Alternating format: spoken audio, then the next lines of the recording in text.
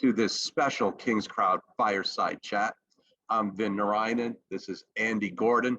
And you're here to learn about UpCounsel. Look, we do these fireside chats so you can learn more about the companies that are raising, make an informed investment decision. Of course, you can go to kingscrowd.com and check out the ratings, the analyst report, all the analytics that we do. So you should feel free to do that. But a lot of times it's a lot better to hear right from the CEO, right from the person that knows what's going on. And that's why we welcome KJ Erickson in. KJ, thank you so much for joining us. So stoked to be here. Thanks for having me. KJ, it's good to see you again. It's been at least two weeks, I think. I know. I got used to seeing your face. But listen, you're not the typical startup company, right? And you're not, in some ways, you're not the typical founder either. Don't take that the wrong way. So let's begin by you just spending a few minutes on how you got involved with UpCounsel. Yeah, and what UpCounsel does. So let's start with that, and then you're involved. Yeah, I was going to go the other way. It works either way. Yeah. Okay. All right. We'll start with what UpCounsel does. UpCounsel is a marketplace that allows clients to hire attorneys very fast, affordable, transparently. We basically connect our clients directly to a highly vetted attorney via our marketplace. So they come to us, they post a job, and within a few minutes, usually they'll have multiple offers from multiple attorneys and they can choose which one is best for them. And so we basically cut all the fat out of the old law firm model, and we save our users usually about 70% over going through big law. That's great.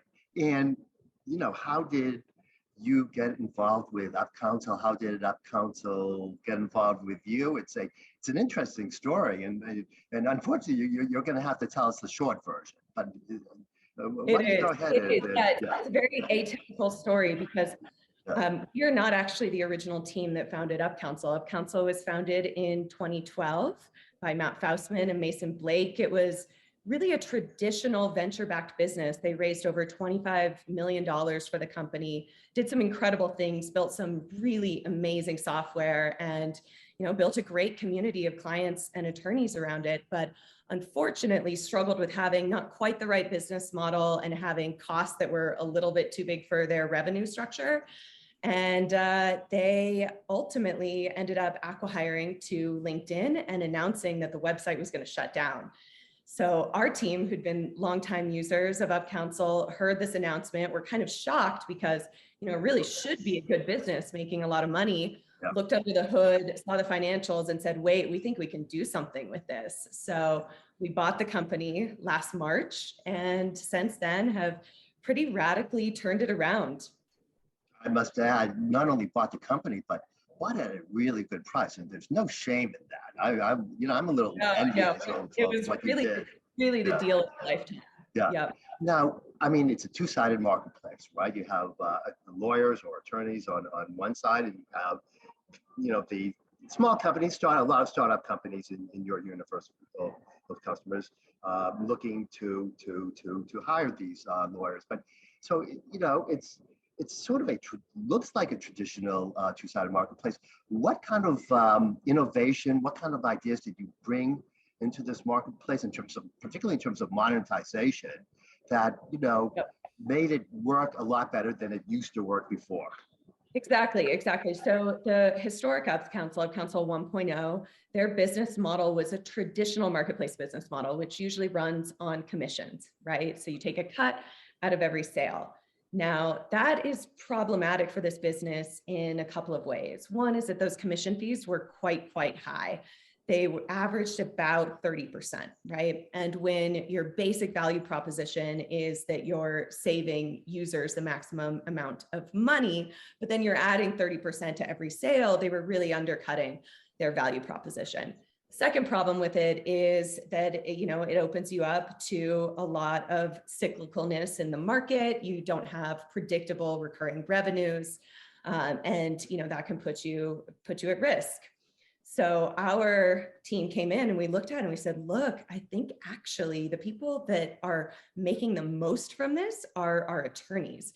Our attorneys are often making 6 figures a year, right? And at that point, they were paying nothing. So we decided to turn it into essentially a SaaS business on the back end, where the attorneys are subscribers now, and they pay us on average about $1,200 a month for the right to have access to bid to jobs on the platform. Right. And what a great idea to make the lawyers pay for getting access to the customers, because Exactly. between you and me, they don't do it very well themselves, do they? Exactly. Yeah. It's a marketing expense for them. Yeah. The clients get much cheaper legal services. And we ensure that all of our attorneys are really invested, and it's only the best attorneys who stay on the platform, because it's the best attorneys who are getting and keeping the work. Now, one of the big challenges of a two-sided marketplace is to make sure that one side doesn't grow too fast. You have to sort of keep both sides balanced. You don't want all these people coming in looking for services and legal services, but not having enough attorneys, or to have too many attorneys for the demand. So how are you managing that balancing act? Yeah, I spent a lot of my career building two-sided marketplaces, thinking about two-sided marketplaces, writing about two-sided marketplaces, and that is the constant battle. The thing about services marketplaces, though, is that they really should always be demand constrained. There's really not a services marketplace in the world that is truly supply constrained. So long as for us, it's really focusing on the demand side, making sure our clients are happy, building our brand, building our traffic, and then the attorneys will come, right? They'll come for the business as long as we're providing it. So, you've been running this marketplace. You've been making money off of this marketplace. Do you have, we're sort of at the very end of the year now. Do you have a revenue number to give us as to what your revenues were this year? Yeah, like where 2021 is going to turn out? Yeah. Calendar year. 2021 will probably come in right about 2.5 mil in revenue. Okay. And we will have been cash flow positive maybe all but 1 month of the year, in which we sometimes have a big expenses in January, but we are pretty strongly EBITDA positive. Right.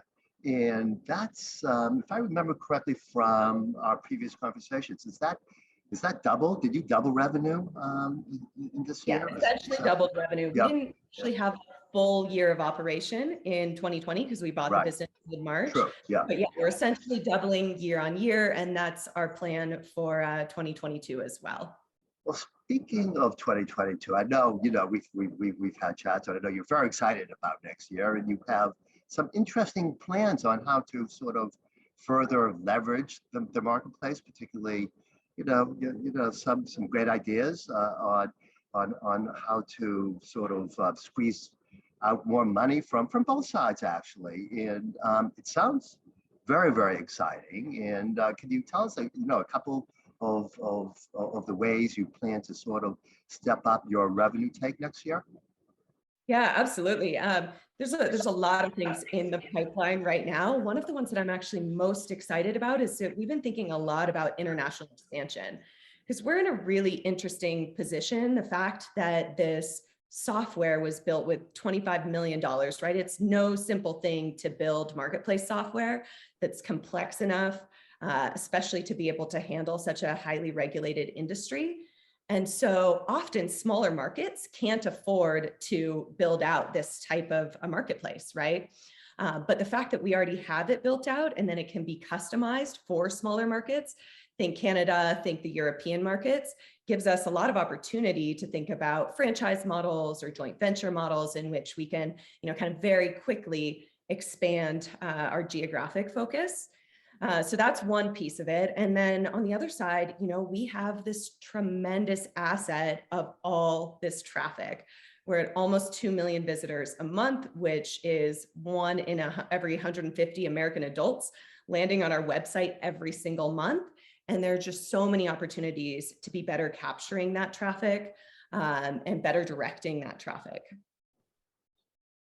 think that sounds like it's going to raise revenue significantly from this year. Do you have any? I know this is a a bit of an educated guess, but what are you aiming at in terms of your revenue goals? Yeah, I mean, we try to be pretty conservative in our projections, right? So that we can manage the business effectively, since we're managing ultimately still for profitability and cash flow. But we're projecting to double year on year. So I'd like to be at 5 million by the end of next year, and hopefully shoot far past that. Yeah. So the wild card question is, what's the most common path to the website? How are people finding you?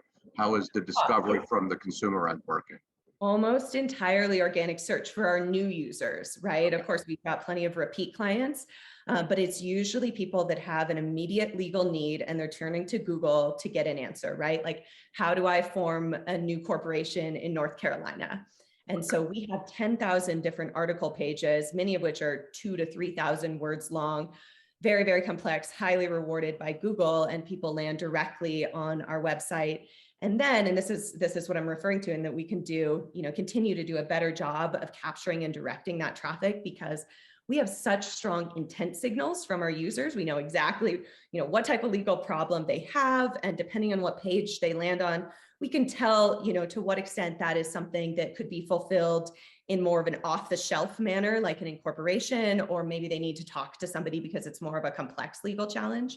And so we can be better directing our traffic in that way. So it sounds like, possibly incorporating some of the things that you see on LegalZoom and that sort of thing, which is you've got an off-the-shelf component, and then you've got tons of opportunities to automate, which is really why people are so excited about legal tech in the first place, is because so many things have, been being charged at $500, $600 an hour that are really behind the scenes automated processes of somebody copying and pasting a few things in a document, right? So we can start to integrate many of those automated processes into our website and be out in front of the legal tech industry, mainly just because of how high of SEO results we get. And then on the other side of the marketplace, and then I'll let Andy get back to his other questions, is how are you finding attorneys to enter the market and join the system, and how does that process work? Yeah, so we have a combination of inbound and outbound, right? Many attorneys have heard about us, maybe their friend has been using us, et cetera. So we have a whole inbound program. And then we do outbound sales as well. And this is a part of what we've been using the money from the raise so far, was just to build our sales team. We basically had one salesperson to date. Now we have 2 and an SDR, and our sales results have just gone through the roof in the last month as we started to build out that revenue team. And besides the discovery process, your attorneys are highly vetted, right? But there is a process here. That's very part of the whole process, is that they go through multiple meetings and interviews. Sure. Then we have a 3-month trial period before anyone can be, a full-fledged year-long contract. And so we make sure that they're getting strong results, good reviews. And of course, everything is fully transparent on our website. You can see the history of that attorney's reviews. Right. I mean, you're virtually profitable. You're growing, you're doubling year from year. You're going to go global. You sort of have a great monetization plan. A lot of things are going your way. Is there anything that isn't going your way? Is there anything that is worrying you? I mean, KJ, what I'm asking is, what keeps you up on at night? Yeah, Andy, it's interesting because as I mentioned, I've been working on two-sided marketplaces most of my career. And let me tell you, most of the time they are extremely stressful. Like, getting them off the ground is so difficult. That's why they get the valuations that they get, because if you can make it work, that flywheel just builds on itself. But to get it to that point is very, very difficult. But I will say that with UpCounsel, we seem to have reached a point of critical mass, right? Like, the indicators are all moving in the right direction. The demand is growing incredibly quickly when you consider how big of a base we already had. And then the supply, we're just trying to kind of keep up with that, right? Because we had to build our sales team to keep up with the demand growth. So nothing's keeping me up at night, but the thing that we have to constantly be monitoring and attending to is our SEO, right? Because that is the core of the business. And so we just got to make sure that we're staying on top of keeping all of our articles updated and keeping, the positive signals to Google. But luckily we built that SEO in a way that's based on real high quality content. Like, we didn't cut any corners. So we, feel pretty confident that as long as we keep investing there, we can keep growing that base. We can really sympathize with that issue, can't we, Ben? Yeah. Yeah, absolutely. If you're wondering why there are bags under my eyes, it's because I worry about SEO all night long. Yes, yes. So, He's our SEO guy. Yeah. Exactly. yeah, So so we know. But it's an incredible channel if you crack the code. absolutely. So you're raising right now on WeFunder. So we want to let our viewers know, is it too late for people to make an investment in your company? Great question, Andy. Yeah. We have one more day to go. We close One more day. That's good to know. tomorrow. Yeah. It's been incredible. It's been one of the largest campaigns in WeFunder's history. I think it might become the largest campaign run by a female CEO in WeFunder's history. So head on over. It's wefunder.com/UpCounsel. All the terms are available there. Had over 1,600 people invest so far. Wow. So we're talking about one more day. So it ends on Thursday. Ends on Thursday. What time? We're talking, 9 we're talking p.m. about 24 hours. Okay, we gave you the day. We gave you the day tomorrow. Yeah. Okay. 9 p.m. Pacific. Yeah, okay. 9 p.m. Pacific. Which Okay. makes it midnight on the East Coast. Midnight. Yeah. So, Midnight right. hour. Yeah, that's really East Coast centric. That's I like that. Yeah. For a West Coast portal. Very that's interesting. Very interesting.